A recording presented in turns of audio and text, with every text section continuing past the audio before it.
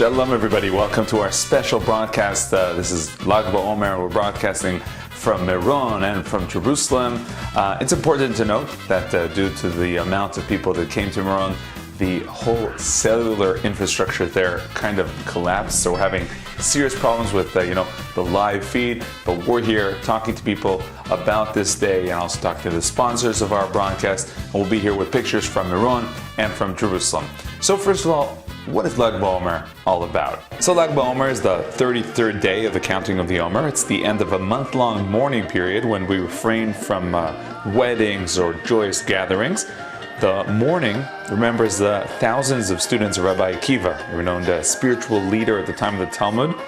They died in a great plague that ended on Lag BaOmer in Israel and in many places around the world. Lag BaOmer is marked with bonfires in every neighborhood, hikes along nature trails, and gatherings at the tombs of Rabbi Shimon Bar Yochai in the Galilee town of Meron, and of Shimon the Just, Tzaddik, in Sheikh Jarrah neighborhood in Jerusalem. And this year, by the way, many of the bonfires in Israel will be lit actually Sunday evening, and that is because Lag BaOmer came out on Motzei Shabbat, the night after Shabbat, and to prevent any desecration of the Shabbat, the rabbinate ordered to some extent that people will do the bonfires the next day.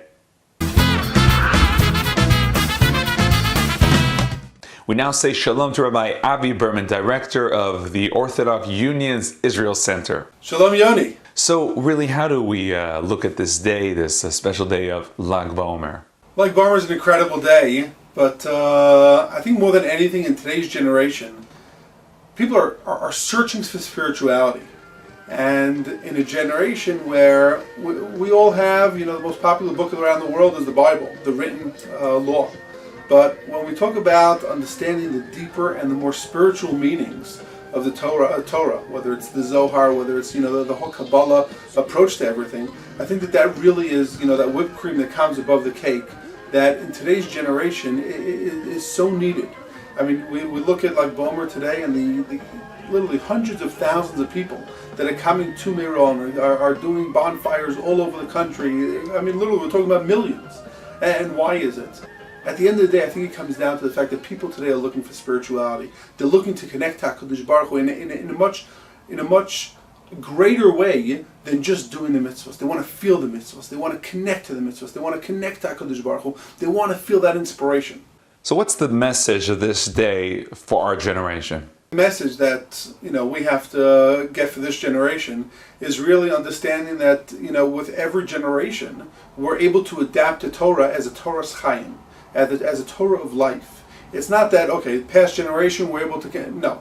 Every generation, whether it's with halacha, where we didn't have a microwave 100 years ago, but today we have a microwave, and we have to figure out halachically how to deal with a microwave. Whether we can cook on Shabbos or not cook on Shabbos, whether it's considered cooking, it's not considered cooking. Whether we could drive or we can't drive on Shabbos, right? These are questions that we're dealing on a halachic level. But when we're looking on a much more spiritual level, when we're looking at the different generations and the challenges, whether they're educational challenges, whether they're emotional challenges, whether they're the challenges of the state of Israel, of having Baruch Hashem almost the majority of the people of Israel coming back to the land of Israel, these are real challenges that we have to deal with, and we have to really embrace them and ultimately elevate them to where they should be. And Dafka, Lag BaOmer, we're dealing with a day where this is such a beginning of a leveraged day to take it to where it really could be. Rabbi Avi Berman, thank you very much. We'll be back with you soon. You're very welcome. So let's focus now on Meron.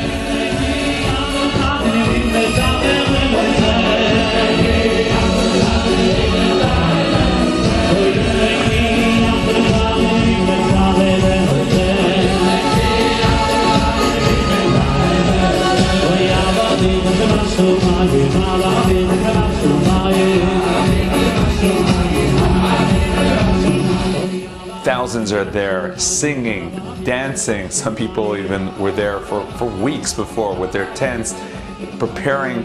What happens in Meron? We're talking, of course, about the tomb of Rabbi Shimon Bar Yochai. The mystic sage, Rabbi Shimon Bar Yochai, he's a student of Rabbi Akiva. He was known for his opposition to the Roman rule in the land of Israel. he and his son were forced to flee to the Galilee, where they hid in a cave for 12 years. Now, Lag BaOmer is the day of his death, but is actually celebrated in recognition of the Torah teachings he gave to his students.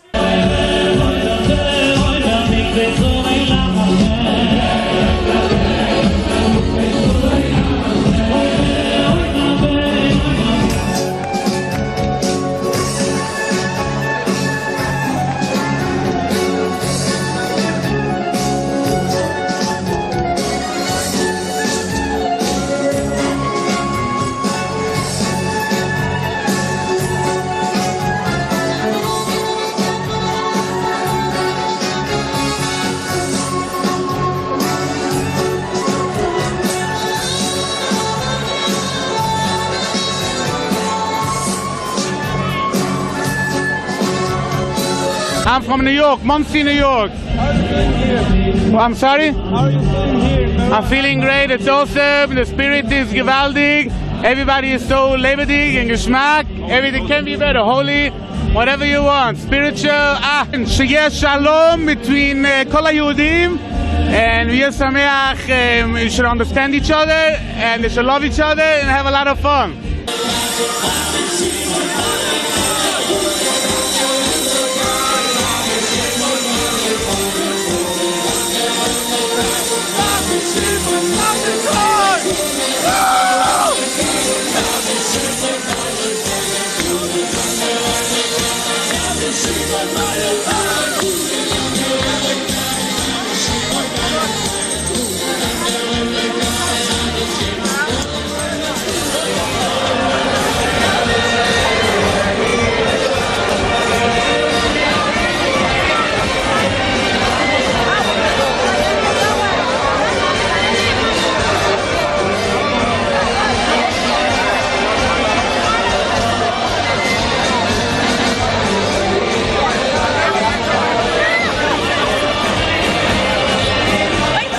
And even Friday night. Everybody was together. It was mamish an enjoyable Shabbos. Everybody together. We came to Meron together, and everybody's dancing. It's beautiful how everybody came together, and there's thousands of people here. The excitement in there is ecstatic. Everybody's just so happy here.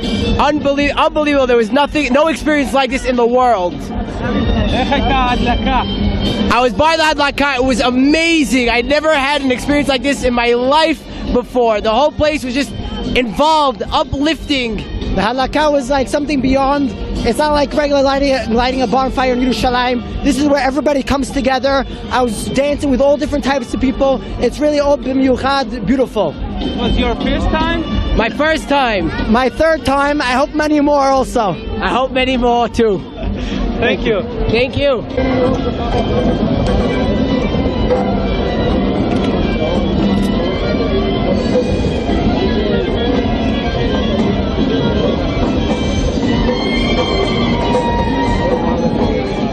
Shalom to Ben Zion and Mordechai, two yeshiva students who came to celebrate in Meron. How are you? Great, Baruch Hashem. So tell us about the atmosphere in Meron. It's unbelievable over here. It's really something else. You know, first time here and like not normal. It's like tons of people and like, you know, overwhelming music, dancing, partying. You know, really. I live in America. You know, nothing like this ever. And you were there for Shabbat. How was that? Yeah, on Shabbat there was a lot of people, but nothing like this. You know, right after Shabbat finished, you know, right after Havdalah, you know, people are pouring in, and I'm telling you, really pouring in. They're coming in and they don't stop. They're really not stopping. And it seems you guys aren't getting tired. No, no, we're waiting the whole year for this. We're not getting tired. So, you know, let's go deep a bit and tell us, what are your feelings about this day, really? You know, what I love about Lag BaOmer is that, you know, all like, you know, the Charedim, the Chilonim, you know, all Jewish people, the whole Israelis, we're all together as one. You know, there's no barriers, there's no separation. You know, everyone's dancing and smiling and happy. And, you know, for one night of the year, it's just something, you know, something great, you know, something unbelievable. So let's end with your favorite song. What's your favorite Lag BaOmer song? You know, Ve'amatem kol echai.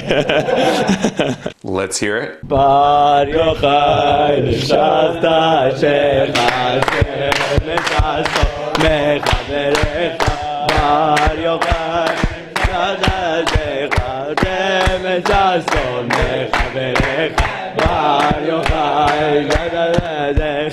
Okay, guys, Ben Sion Mordechai, thank you very much for joining us. Happy Lag BaOmer. Thank you. Shalom to Miki Rosenfeld, Israeli police spokesperson. Thank you. Good evening. So what can you tell us about what's going on in terms of the police? We're seeing policemen throughout the country, also, of course, especially in Meron, all over. As far as the Israeli National Police is concerned, in the north of Israel, it's a tremendously big operation. We have carried out security assessments over the last few weeks. What's taking place right now is our different police units are in and around the different areas to make sure that the thousands of people that are visiting can enjoy the celebrations. But there's hundreds of police officers, different units in and around the area, including our police observation and intelligence helicopters that are making sure that everything is under control. And this year we were also informed by the traffic police that you can reach Meron only by public transportation. That's correct. We decided this year because in the previous years there's been an increase in number. Thousands of people have been coming. Last year we had just over 250,000. Our estimates are more than 300,000 people. So therefore what we've done is we've had shuttles and buses that are making their way up, constantly up and down to the peak of the mountain where the celebrations are taking place, in order to make sure that the members of the public, number one, can arrive there without any problems. And also because of safety measures, we don't want any serious incidents which are involved with crowd control, as you can imagine.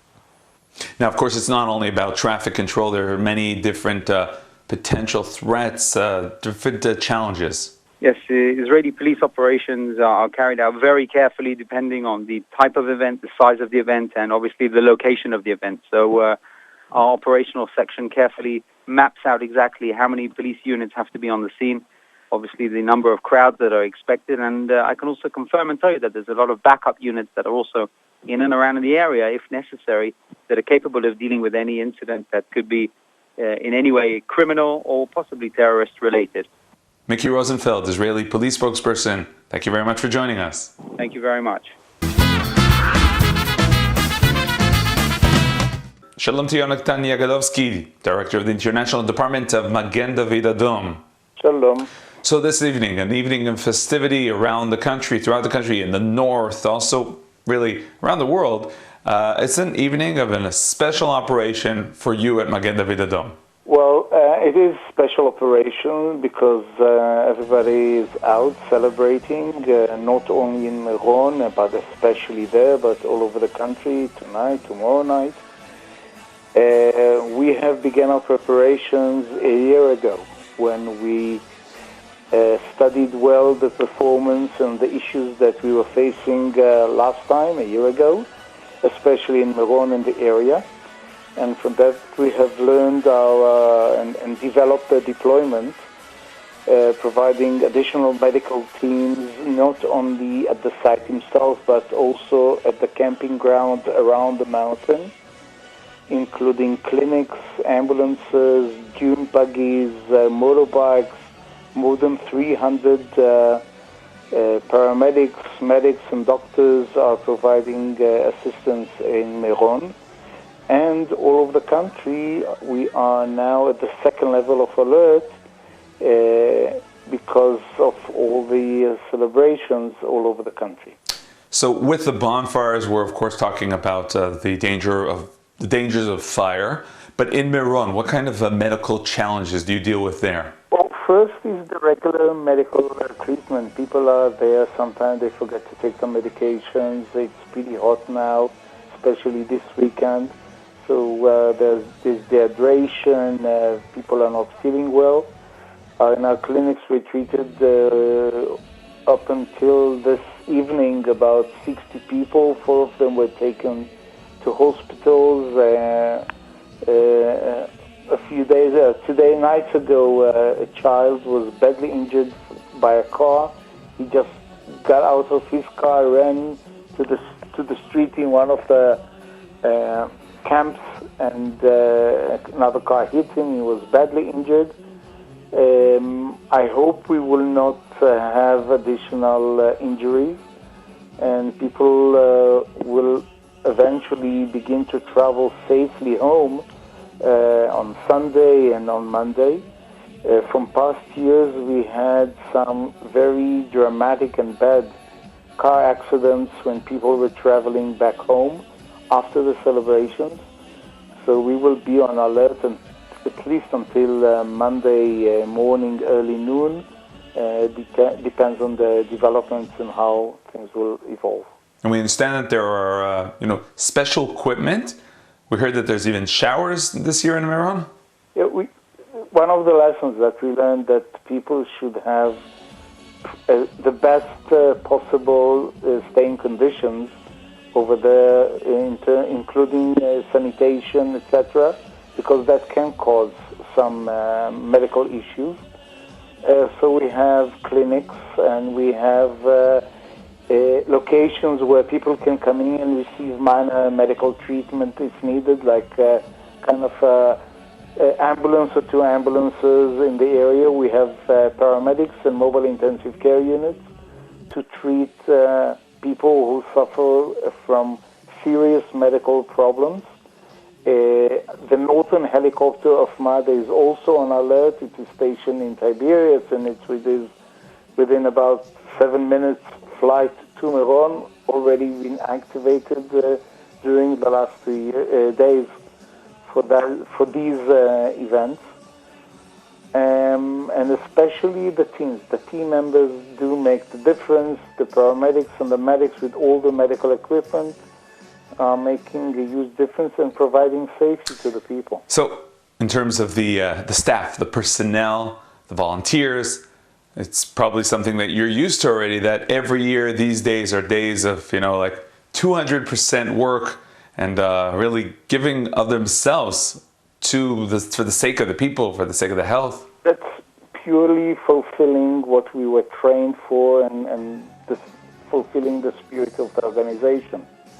Because our volunteers and our employees know that they are on call all the time, and then they are drafted to special operations like you have mentioned, especially Memorial Days, Independence Day, and the celebration of the evening of Independence Day. We have deployed more than 450 ambulances for the celebrations, in addition to the working shifts, just to make sure that everybody all over the country, from the north to the south, dancing and enjoying themselves, are safe.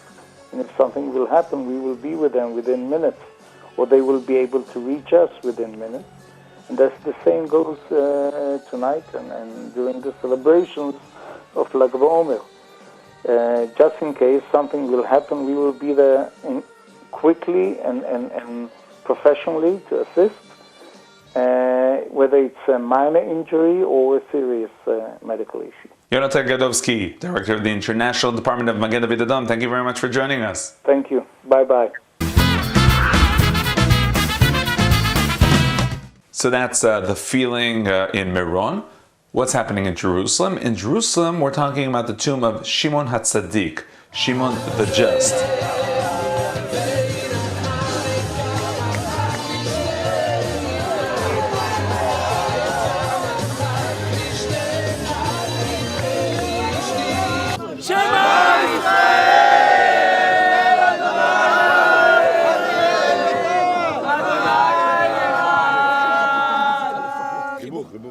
Adonai hu ha-Elohim, Adonai hu ha-Elohim, Adonai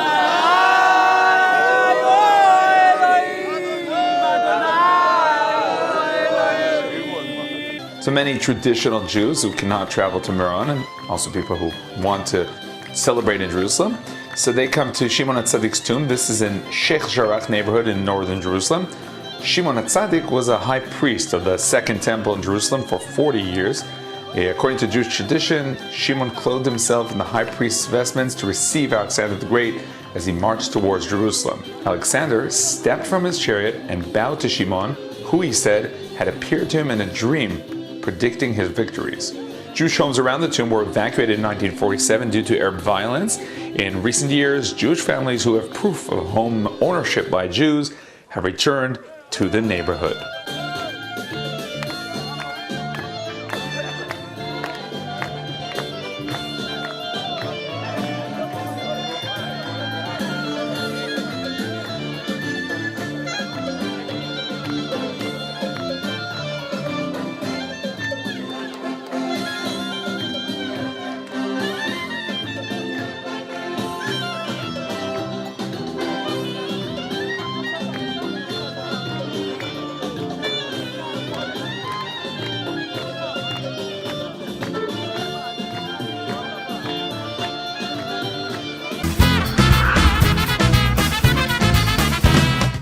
Shalom, Rabbi Berman. Shalom, Yoni. So, during these days, we have traditions that are of mourning.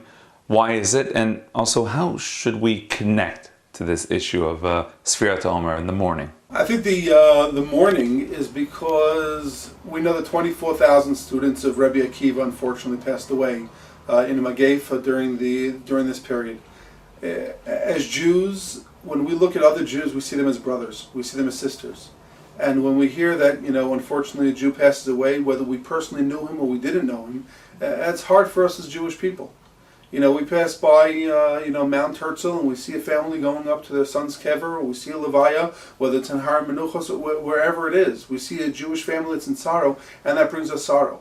So we can't go through a time where we had 24,000 Jews that unfortunately, are no longer were no longer able to build up the Jewish world. And died, and because of very specific reason of not loving enough and not really taking care of each other, and that is a message to us that we have to really take that quality that they were lacking. Even though they were doing 612 mitzvahs, that one extra little thing is so great. And I think that what we're showing is that when we're standing during the Sefirah and we're making sure to care about the other family that unfortunately is in sorrow, we're showing that we're fixing that midah. We're caring and we are taking care of the other Jew. And when we look at the days of Sefirah, it's a very short time when we look at the whole year, right? But it's 33 days. You take off the days of Pesach because we don't really mourn. You take off, like Bomer. I mean, literally, you're left with about 25 days. And these 25 days, I can tell you, every time we go in the car and my kids want to hear music, and okay, guys, we're not listening to music. Why? And you start talking to the kids about it. And are we caring caring enough about each other? Are they really, treating the kids in their class with respect? Are they treating their teachers with respect? Are they treating their parents? Am I treating my parents, my grandmother, with enough respect? And that really, is a message that we have to look at during the days of Sefirah.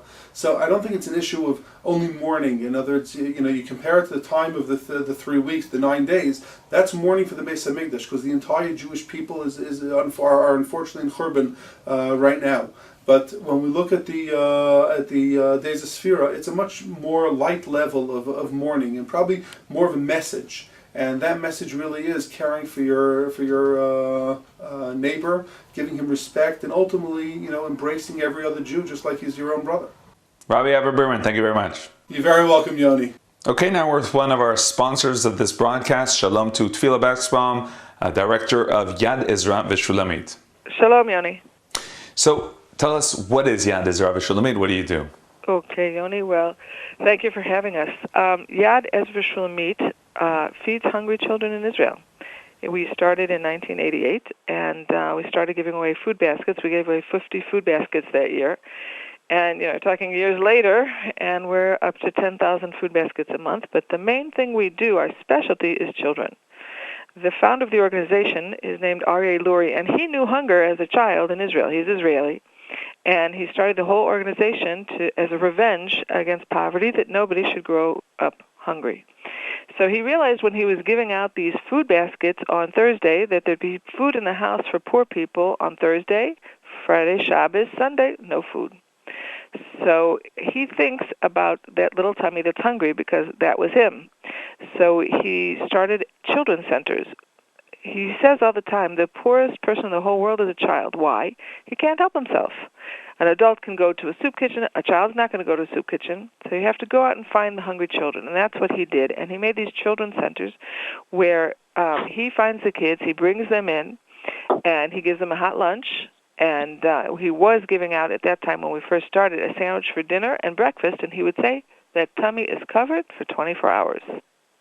And that's how he thinks, feeding children to make sure they're not hungry. But when we started the children's centers, what happened? Kids that don't have food, they also don't have money for tutors or if they need help with their homework. So we started to hire people to work with the kids and help them with their homework. He said, I want to break that cycle, the cycle of poverty. You grow up poor, you end up poor. But if a kid does well at school and he has everything that everybody else has, he has a chance for a better future. Now we're talking tonight, of course, on Lag BaOmer. What do you feel about this day? We understand that you guys are very active today as well in Meron. So we feel great. It's wonderful to be in Israel. And we are at Meron. We have a Yad Ezra Shulamit tent. We're giving away, it's called High Rotel. We're giving away drinks to all the thousands of people that need to drink and eat something on the way. And we're asking our people and friends in Israel and abroad to help us. If a person makes a donation of $54, we give away 54 bottles. And the rest goes for hungry children in Israel. And if somebody gives $108, which is 54 twice, besides the drinks that we will distribute in the evening, we will, throughout the night, we will also there's a Rav named Rav Avram Chai. He is a student of Rav Kaduri. He's 100 years old. He's a tzaddik, and he gives a bracha, and we will send the person a skula against Aina Hara. Now, it's important to note that this tradition of giving people drinks as they come to Meron, this has a special value. Yes, in the schut of Lag BaOmer and the evening, Rabbi Shimon Bar Yochai, it's brought down that it's a segula. It's a big thing to provide for the people that are coming to Meron. There's literally thousands and thousands and thousands of people, and it's also the mitzvah of achnasas orchim is of helping the guests. So we ask that everybody join us in helping feed Jewish children in Israel. I just want to tell you a short Dvar Torah, if I may. Rav Aryeh Lurie, the founder of Yad Ezra Shulamit, said that it says in a midrash that Hashem looked into the world and he wanted to give a present to Klal Yisrael. And what was the best present he could find? Poverty. Poverty is a present. And he explains all the time. He said, I grew up poor. It's not a bad thing to be poor, but you have to maintain the dignity of a child. He said, when I was a kid and I got a hand-me-down coat that was torn, nobody thought of me as less than. Everybody had similar things. Nobody had so much. Today, if you give a kid a torn coat, they're ostracized. They're made fun of, and they grow up behind the 8 ball. So what he does with these children's centers is he has, in the beginning of the year, he gives every child a new backpack, a new school bag full of new supplies of pencils and papers and everything they need for the year, and books. And in the winter, he gives new coats, brand new coats, lined up in the children's center on a pole, just like in a store, and they pick whichever color they want, and their dignity is maintained. That is the difference with Yad Ezra Shulamit. Our goal, like every Jewish person, is to make sure that there's no such thing as a hungry Jewish person or child in Israel. We're feeding over 500 kids every day a hot lunch. We're giving 10,000 food baskets each month. But the difference is dignity. One time, an employee that was helping to distribute the food baskets was short and snapped at a poor person that was picking up a basket. And Rav Aryeh was there, and he saw it, and he fired him on the spot. There's no such thing. There's no such thing. You have to treat the person with the utmost of dignity. They're in a sensitive situation. He says, I remember being in those lines, I remember getting the food, and I remember how people treated me. And again, it's not a bad thing to be poor, but at Yad Ezra Shulamit, we maintain the dignity of the person, and we're trying to make sure that there's no such thing as a hungry Jewish child. I just want to bring to your attention, I don't know if you're aware of the State Controller's report that was just released in April of 2014 this year, criticizing the government that there are 900,000 children and families in Israel that go to sleep hungry because of lack of food. And this is the State Controller's report. And this is a shanda, like how in Israel, a Jewish country, we're Jewish people, we care about everybody, we care about the world, and our own people. You know, people come to Israel, they come on a vacation, and they stay at a hotel, and they get an Israeli breakfast, and I say that there's hunger in Israel, and they say, what are you talking about? And the State Controller's report is confirming what we have been saying for years. The middle class fell below the poverty line.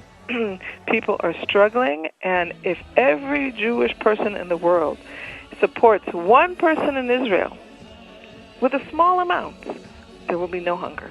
There's enough Jewish people that have the means that can support. It's $7 a day to feed a child. Who doesn't have $7 a day that can help in Israel? A basket of food is $85 for a week, and feeding a child for a month every day is $140. So we ask, sponsor a child for a month, $140, you can feed a hungry child. You know how many hundreds of kids are on the waiting list to get into our children's centers? It's crazy. Wow. It's crazy. You know, and we can change these kids' futures, but they have to get what they need when they're little. They have to, for sure, get food. Tefillah Bascom, director of Yad Ezra Shulamit, thank you very much. Can I just give our website? It's www.yadezra.net. That's yadezra.net. You can go online and make a donation, and we will give out for $54, 54 bottles at Meron on Lag BaOmer. And again, $108 will get you a bracha and a segula against Ayin Hara. Okay, now we're back with Rabbi Avi Berman. Shalom. Shalom, Yoni, once again. Rabbi Berman, you were familiar, you knew Rabbi Mordechai Eliyahu, and you also heard of the way Rabbi Mordechai Eliyahu related to Lag BaOmer. What can you tell us about that? Well, Rabbi Mordechai Eliyahu, every single day, was an inspiration and somebody to learn from. And I'm very, very privileged that I had the schus of learning from him, both Torah and just seeing how he conducted his life. And when I think of Lag BaOmer and I think of Rabbi Mordechai Eliyahu, what comes to mind is really the Mesirut Nefesh that he had. You know, way before Meron became what it is today, and way before people. Rabbi Yehuda Bar Ilai had his whole mitcham, his whole area outside of Tzfat. And Rabbi Mordechai Eliyahu connected to every single chacham that he was able to go to his tziyun, and he connected to him in the most deepest way possible. The entire way from Yerushalayim or Be'er Sheva, when he lived in Be'er Sheva, all the way up to Meron on that day that entire time, and the way back. He was sitting and learning the Torah of Rabbi Shimon Bar Yochai. The day he said he was going up to Rabbi Yehuda Bar Ilai, that was the day that he was focusing. Pesach Sheni was the day he was focusing and learning all the Torah of Rabbi Yehuda Bar Ilai, Rabbi Meir Balanes, etc. And what I try to do is, and pass on to my incredible children, is that we take those messages of understanding that Torah is not just something that we pretend that we're doing. It's not just a culture. It's not just a way of life, but it's something that we're feeling in the gut. It's something that our heart is connecting to and embracing in every small aspect of life. And it's not just going to Meron because everybody's going to Meron. It's not just going to Meron and being part of something great, but it's connecting. It's standing next to Rabbi Shimon Bar Yochai and understanding what it is to be all those years inside the cave, come out, be pure, try to take ourselves to a more spiritual level, try to take ourselves to a more pure level, so that we're able to really connect to HaKadosh Baruch Hu in the most purest way possible. And the beautiful thing about Rabbi Mordechai Eliyahu is really that he led by example. It was really a tremendous experience being able to watch such a gadol and see him walk, and literally everything that he did in his life was because he felt it. It was because he really kept his body pure, he kept his neshama pure, he kept himself pure, he kept his Torah pure, he kept the way he conducted his whole life in a way where he was able to connect so much more fast, so much faster to the Gedolim, because he was already on such a spiritual level. And I just hope that myself and all those that are interested in such a great thing are able to do so. Rabbi Avi Berman, director of the Orthodox Union's Israel Center in Israel, of course. Thank you very much for joining us. Thank you for this great program that you're doing on Arutz Sheva, and you're able to bring the Torah of Arutz Yisrael of Rabbi Shimon Bar Yochai to so many Jews around the world through Arutz Sheva. You're doing a great job. Keep it up. Thank you so much, Yoni. The Learn and Return organization is also sponsoring our broadcast tonight. Shalom to Liora Adam, the international spokesperson of Learn and Return. Shalom. Nice to speak with you. How are you? Fine, Baruch Hashem. So tell us about your organization. Tell us about your important activity. So Learn and Return, formerly Learn and Live, a lot of people know it by that name, is an organization that rescues, rehabilitates, saves girls, Jewish girls who have been involved and are involved with Arabs. Some may be involved in the city, some have already, unfortunately, been taken to Arab villages. What kind of situations are we talking about? We're not talking about your classic terrorist abduction. Exactly that, Yoni. There's basically a new form of jihad, and it's fought with roses instead of guns. What happened was a radical Islam sheiks ordered terrorists to lure young Jewish girls into Arab villages. Sometimes they pretend they're Jewish, sometimes not. However, the idea is a girl who is more a weaker girl, a girl who's more vulnerable, maybe doesn't have such high self-esteem, and here comes somebody who's giving her all this attention and just telling her how special she is all the time. It's kind of like how they say a pedophile grooms their victim. So it's the same methodology, that it takes their time, it's done very slowly, building up the trust of the girl. And this can be any kind of girl. It doesn't matter if she's religious, secular, Ashkenazi, Sfarad, rich, poor. If a girl needs the love and attention that she's not getting from places she should get, she can be prone to this, unfortunately. We understand that you have a very important rehabilitation program. Okay. It's really something to be seen. We have a rehabilitation center where girls that we have rescued live, that are there for up to a year and a half, and it's incredible. When I myself went to visit the rehabilitation center, I was just wowed. I was blown away. Here are girls who came from whatever homes, whether it be dysfunctional, this, that, whatever it was, they were now being built up. They were being empowered. If they need to learn how to do hair, if they need computer lessons, whatever it is, giving them something to make them feel and be proud of being part of Am Yisrael. And they come back, and then they want to give back. So many girls want to give back and help other girls not to be entrapped and not to have the problems that they had. And it's something incredible that Am Yisrael does as a people, that even so often you see peoples of the world, when they get out of their ghetto, let's say, so to speak, they just want to leave. They don't want to come back. They don't want to turn back. But we see the opposite. We see that people just want to constantly help. People want to help. They want to bring... Every young Jewish girl deserves to have a healthy, secure life. And we need help to help all these girls. We have more than 600 girls waiting to be counseled. And they're reaching out. And we, as a people, we can help them do that. So what could be done? How do you fight this phenomenon? So we're doing a lot of emphasis on prevention right now. We have 600 girls that are just waiting for our help. On a daily basis, we get anything from phone calls to emails to all kinds of things of what people are seeing that's going on out there. We have professional people who are looking for it as well. And we work with these girls. We bring them in and we speak with them. They speak to girls who have been through it and thank God are not anymore. And we're trying to do whatever we can to empower them. We have empowerment centers throughout Israel that are building skills and to provide a social network to prevent the at-risk girls from seeking the harmful relationships that they're involved in. They say that there are anywhere between 30,000 to 50,000 young Jewish girls in Arutz Sheva at any time who are involved in a relationship with a young Arab man. Now, we don't know to which direction these are all going to go in, but unfortunately the ones that we do know is not something pretty. What do you answer people who say, put aside Jewish tradition, Jewish laws? Of course, that's not what we're doing here, but in terms of the answer, in terms of the question, when people say, what's the problem? An Arab, a Jew, getting together? I hear you totally. I'll tell you something.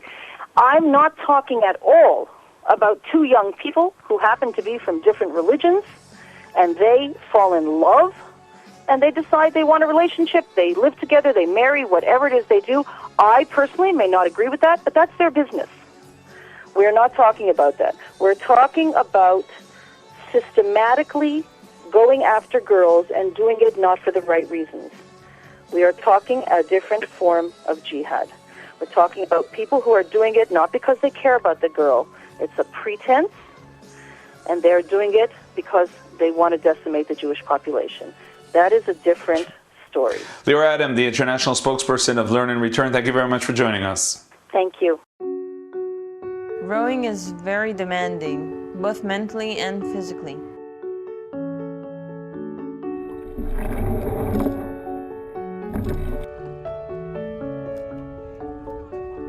We got a call when I was in the ambulance.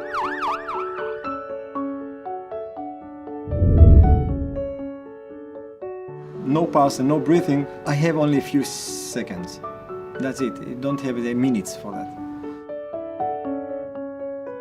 I decided to start resuscitation on the boat.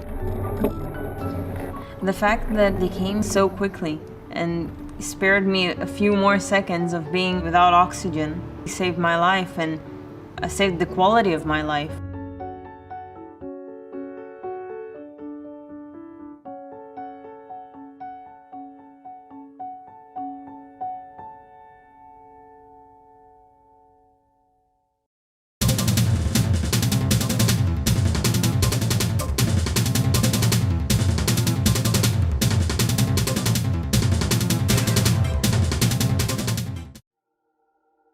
At the end of March 2014, Rambam Healthcare Campus performed the first comprehensive emergency drill directed towards an extreme situation where the hospital is under missile attack and everyone must quickly enter the Sami Ofer fortified underground emergency hospital to assure safety of patients and medical staff. From the moment of notification, various teams must respond quickly while ensuring continuity of medical care even in war conditions. The underground parking lot must transform into a fully functioning hospital within 72 hours. The exercise therefore tested hospital logistics, such as the installation of sanitary facilities, equipment, operating rooms, dialysis units, and other medical equipment, and the departmental organization and transfer of patients to the underground hospital. Transport of patients via corridors and elevators to the underground hospital, and admission and subsequent treatment in appropriately designated areas was also part of this emergency exercise. I think this is a very important moment for the life of Rambam Medical Center, where for the first time we are actually testing the ability of this facility to treat patients under fire. Much of this resulted from lessons learned during the Second Lebanon War in 2006, when doctors cared for patients while all were under fire. The hospital administration decided to build an underground hospital large enough to absorb 2,000 patients and able to provide full medical care even while under missile attack or unconventional, chemical or biochemical warfare. Construction of the Sami Ofer fortified underground emergency hospital took 4 years and cost $125 million. In case of war, this time, Rambam will be more than able to care for their patients and wounded in life-threatening times of war.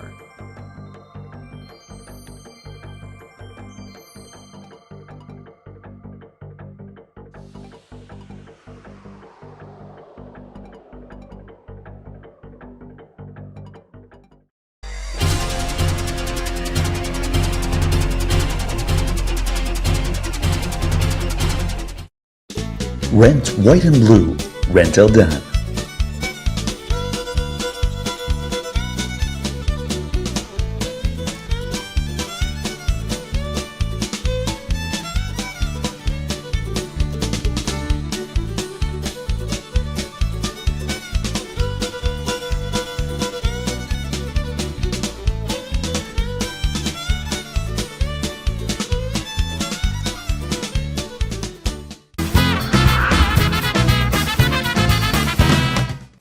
Okay, that'll be all for our special broadcast for Lag BaOmer. I'd like to thank our staff, of course, the crews who were in Meron, in Jerusalem, in Meron, Meir Sela and Mari Frach Israel, in Jerusalem at the tomb of Shimon HaTzadik, Chezki Ezra, sending us all the feeds and the videos from there with lots of technical difficulties. As I said, in Meron there was a collapse of the cellular infrastructure. It was serious challenges and we tried to get over all of them. And of course, thank you to all our staff in Beit El, working on the graphics, the content, all the technical capabilities and the content. Thank you everyone, and thank you for joining us and being with us on this evening. Lag BaOmer Sameach, happy Lag BaOmer to everyone, and thank you very much for joining us. And we'll be back with other broadcasts and interviews and features, of course, on Arutz Sheva TV, IsraelNationalNews.com.